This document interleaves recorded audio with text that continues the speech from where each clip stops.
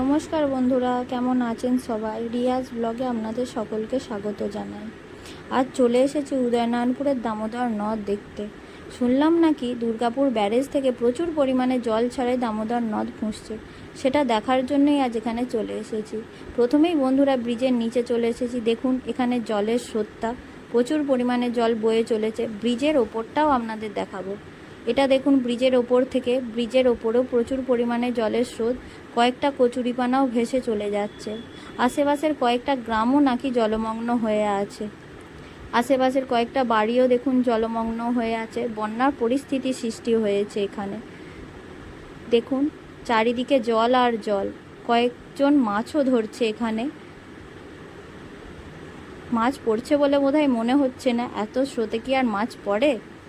নমস্কার বন্ধুরা, ভিডিওটি ভালো লেগে থাকলে লাইক এবং সাবস্ক্রাইব করার অনুরোধ রইল। নমস্কার।